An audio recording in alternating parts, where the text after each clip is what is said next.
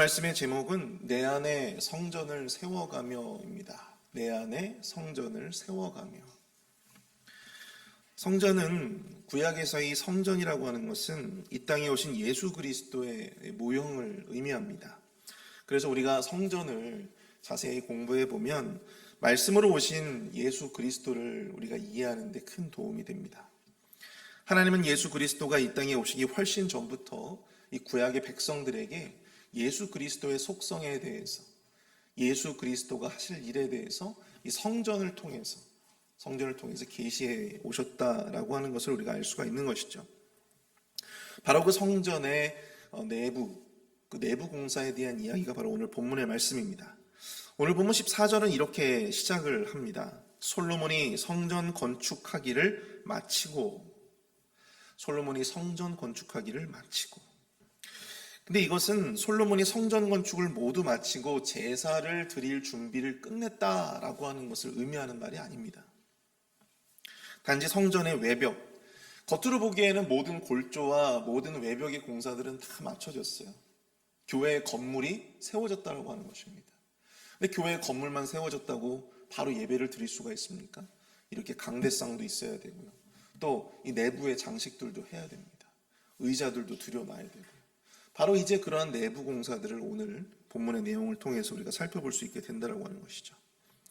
이렇게 성소의 성소와 성전의 내부, 성소와 지성소를 나누고 내부를 장식해야 했던 바로 그러한 모습들을 보면 이 말씀으로 오신 예수 그리스도를 따라 살아가는 우리 그리스도인들이 품어야 할 영적인 교훈들을 우리가 살펴볼 수 있게 되는 것입니다. 오늘 새벽에는 본문에 나타난 내부 공사를 통해서 배우게 되는 다양한 영적 교훈들을 우리가 좀 함께 나누어 보고자 합니다. 첫 번째로 내 안에 성전을 세우는 것은 말씀으로 우리의 내면을 가꾸는 것이다 라고 하는 것입니다. 내 안에 성전을 세우는 것은 말씀으로 우리의 내면을 가꾸는 것이다. 오늘 보면 19절부터 22절까지의 내용들을 한번 쭉 볼까요? 여호와의 언약궤를 두기 위하여 성전 안에 내소를 마련하였는데 그 내소의 안은 길이가 20규빗이요 너비가 20규빗이요 높이가 20규빗이라 정금으로 입혔고 백향목 제단에도 입혔더라. 솔로몬이 정금으로 외소 안에 입히고 내소 앞에 금사슬로 덧너지르고 내소를 금으로 입히고 온 성전을 금으로 입히기를 마치고 내소에 속한 제단의 전부를 금으로 입혔더라. 정말 어마어마하죠. 이 건물에 이 모든 내벽들을 다 금으로 입혔다라고 하는 것입니다. 심지어는 이 제단까지도, 온 제단까지도 금으로 입혔대요. 도대체 얼마나 많은 이 금이 사용되어졌을까요? 역대하 3장 8절을 보시면요. 또 지성소를 지었으니 성전 넓이대로 길이가 20규빗이요 너비도 20규빗이라 순금 600달란트로 입혔으니. 순금 600달란트로 입혔다. 무려 순금으로 600달란트가 그 성전의 내벽을 감싸는데 모든 금들이 다 사용되어졌다고 하는 것입니다. 정말 어마어마한 물질이 들어가게 되는 것이죠.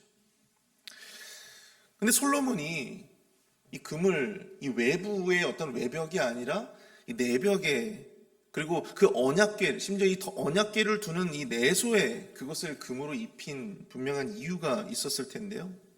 그것은 바로 외모보다 내면을 가꾸는 것이 훨씬 더 중요하기 때문입니다. 사도 바울은 고린도전서 3장 16절에서 이렇게 권면하고 있습니다. 너희가 하나님의 성전인 것과 하나님의 성령이 너희 안에 계시는 것을 알지 못하느냐. 우리가 바로 하나님의 성전인데 하나님의 성령이 바로 우리 안에 거하신다라고 하는 것입니다. 그러므로 우리의 외모를 가꾸는 일보다 훨씬 더 중요한 것은 하나님의 영이 거하시는 우리의 내면을 아름답게 가꾸고 말씀으로 우리의 내면을 더욱더 세워가는 것, 그것이 훨씬 더 중요하다라고 하는 것이죠. 거룩하고 진실한 하나님의 영이 바로 우리 안에 있기 때문에 그렇다라고 하는 것입니다. 사랑하는 성도 여러분, 우리가 그리스도의 성전으로서 온전히 기능하기 위해서, 그리고 내 안에 성전을 아름답게 세워가기 위해서 우리는 우리의 외모보다도 우리의 내면을 아름답게 가꿔야 될 줄로 믿습니다. 그러나 우리는 이것을 너무나도 잘 알고 있음에도 불구하고 실제로 이것을 실천하는 데는 굉장히 어려움을 겪고 있습니다. 겉으로는 의로움을 외치고 경건을 외치는데 여전히 우리의 내면 가운데에는 여전히 시기와 욕심과 탐욕, 질투, 음란 이런 것들을 제어하지 못하고 우리의 행동으로 또한 우리의 말로 그렇게 범죄하는 경우들이 얼마나 많은지 알 수 없어요. 우리가 얼굴에 뭐가 묻으면 어떻게 해요? 거울을 보고 우리 얼굴에 뭐가 묻으면 바로바로 지우잖아요. 부끄러우니까. 그렇죠? 근데 우리의 내면에 있는 그 묻은 때는, 우리 내면에 묻은 그 허물은 왜 우리는 부끄러워하지 않는 걸까? 바로 그런 모습이 분명히 우리 안에 있는지 없는지 우리는 내면을 돌아보아야 합니다. 그리고 말씀을 따라서 우리의 내면이 더욱더 진실되고 또 아름답게 가꾸어지는 바로 그 노력들을 기울여야 한다고 하는 사실입니다. 하나님, 예수님께서는 이 겉과 속이 다른, 이 외면과 이 내부의 모습이 다른 그러한 사람들을 향해서 이렇게 책망을 하셨어요. 마태복음 23장 27절, 화 있을진저 외식하는 서기관들과 바리새인들이여 회칠한 무덤 같으니 겉으로는 아름답게 보이나 그 안에는 죽은 사람의 뼈와 모든 더러운 것이 가득하도다. 우리 모든 그리스도인은 내면의 성전을 아름답게 지어가야 하는 사명을 가진 자들입니다. 겉으로 그리스도인인 척 할 수는 있으나 내면에서 속이 꽉 찬 그리스도인으로 살아가기는 힘든 일인데요. 이것이 더 힘든 것은 그것이 익숙하지가 않아서예요. 우리가 말씀을 들어가지고 우리의 내면을 세워가는 것이 무엇인지는 우리가 다 알고 있을 거예요. 그런데 우리가 그 말씀대로 우리의 내면을 세워가는 일이 사실 우리에게 익숙치가 않은 거예요. 낯선 것입니다. 불편한 거예요. 그렇기 때문에 중도에 말씀대로 살아보려고 노력하다가 포기하게 된다라고 하는 사실이죠. 예전에 제가 제자훈련을 하면서 이 내면의 어떤 성전을 세워가는 일, 우리가 성화라고 이야기를 합니다. 이 성화의 과정에 대해서 제가 설명을 하면서 우리 함께 클래스를 듣는 제자훈련을 하는 우리 성도님들에게 왼편으로, 이분들은 다 이제 오른손으로 이제 펜을 쓰시는 분들이시죠. 왼손으로 글씨를 써보게 했어요. 주기도문을 왼손으로 써보게 했습니다. 근데 여러분, 그 결과가 어땠을까요? 세상에 그런 악필들이 없어요. 차마 눈 뜨고 볼 수 없을 정도로 괴발세발 그렇게 글씨를 쓰시는 거예요. 근데 여러분, 항상 오른손을 쓰다가 왼손을 쓰려고 하면요, 당연히 익숙치가 않아서 불편하고 또 그 모습이, 그 모양이 너무나도 엉성합니다. 힘든 거예요. 근데 여러분, 그렇게 왼손으로 한 달, 두 달, 6개월, 1년을 그렇게 쓴다고 생각을 해보십시오. 반복해서 그렇게 가다 보면 처음에는 익숙하지 않고 어렵고 힘들지만 우리는 더욱더 자연스럽게 왼손으로 글씨를 쓸 수 있게 된다고 하는 것이죠. 여러분, 우리가 구원이라고 하는 것은 은혜로 받는 것이에요. 공짜로 은혜로 받는 것입니다. 그런데 그 구원을 받고 구원받은 자로서 우리의 내면을 아름답게 가꾸고 세워가는 일은요, 하나님께서 대신 해주시는 일이 아니에요. 우리가 의지를 가지고, 결단을 가지고, 인내를 가지고 우리가 반복적으로 노력해 가야 하는, 바로 그렇기 때문에 우리가 가꾼다라고 하는 표현을 쓰는 것입니다. 모든 일에는 수고가 따른다, 노력이 따른다라고 하는 사실, 여러분들 우리가 기억하시고 정말 인내와 노력으로 우리의 외모보다 내면을 더욱더 아름답게 가꾸어 나아갈 수 있는 회빛 한인 장로교회 성도님들 다 되실 수 있기를 축복합니다. 우리 두 번째로, 내 안에 성전을 세우는 것은요, 나의 방식이 아닌 하나님의 뜻에 순종하는 것이다 라고 하는 것입니다. 내 안에 성전을 세우는 것은 나의 방식이 아닌 하나님의 뜻에 순종하는 것이다. 여러분들 오늘 본문의 마지막 38절을 보시면요, 11째 해 불월 곧 8째 날에 그 설계와 식양대로 성전 건축이 다 끝났으니 솔로몬이 7년 동안 성전을 건축하였더라. 이렇게 말씀하고 있습니다. 오늘 본문을 기록한 기자는요, 솔로몬의 성전 건축의 끝을 이야기하면서 그 설계와 식양대로 건축했다라고 말씀을 하고 있어요. 자, 여기서 이 설계라고 표현된 히브리 단어가 바로 다바르라고 하는데요. 여러분들 이 목사님의 설교를 듣다 보면 많이 등장하는 단어죠. 다바르 무엇입니까? 바로 말씀이에요. 말씀. 명령 혹은 죽은 사람이 산 사람에게 주는 유언. 이것을 우리가 다바르라고 이야기를 합니다. 또한 이 설계라고 번역된 히브리어, 식양으로 번역된 히브리어 미시파토라고 하는 이 말은요, 규례 혹은 율례, 법도, 제도라고 하는 의미를 담고 있습니다. 역대상 28장 11절과 12절을 보시면요, 다윗이 솔로몬에게 성전에 대한 설계도를 주는 장면이 나옵니다. 다윗이 성전의 복도와 그 집들과 그 곳간과 다락과 골방과 속죄소의 설계도를 그의 아들 솔로몬에게 주고 또 그가 영감으로 받은 모든 것, 곧 여호와의 성전의 뜰과 사면의 모든 방과 하나님의 성전 곳간과 성물 곳간의 설계도를 주고, 이렇게 역대상 28장 11절과 12절에 그 내용들이 나옵니다. 여러분들, 다윗은 비록 자신의 손으로 성전 건축을 완성할 수는 없었지만 성전 건축의 주 재료로 사용되어지는 나무, 뭐죠? 백향목이죠. 그 백향목이 나는 곳이 있어요. 바로 레바논 산지입니다. 당시에 이 두로라고 하는 왕국이 다스렸던 지역이에요. 그 백향목이 그곳에서 많이 나고 아주 좋은 백향목이 바로 그곳에서 나는 것을 알고 있었기 때문에 다윗 왕은 그 지역을 다스리는 히람이라고 하는 왕과 굉장히 긴밀한 관계를 유지합니다. 무엇 때문에 그랬을까요? 성전 건축 때 사용되어질 그 백향목을 원활히 구하기 위해서였습니다. 그뿐만이 아니에요. 하나님의 영감을 통해서 그는 직접 성전의 설계도를 그립니다. 그리고 이제 그 아들 솔로몬에게 그 설계도를 전해주게 된다라고 하는 사실입니다. 사실 다윗은 성전 건축을 시행하지 못했을 뿐이지 그 모든 것을, 성전에 대한 모든 것을 그 머리에 담고 그 마음에 새기고 종이에 설계도를 통해서 남기게 되었다라고 하는 사실입니다. 그리고 그의 아들 솔로몬은 하나님의 말씀과 아버지가 전해주신 그 설계도를 바탕으로 해서 성전 건축을 차근차근 진행해 나갔고, 결국 몇 년 만에? 7년 만에 그 모든 성전 건축을 마치게 되었다라고 하는 사실입니다. 여러분, 노아가 방주를 만들 때에도 하나님은 노아에게 네 마음대로 한번 방주를 만들어 봐라, 그렇게 말씀하지 않으셨어요.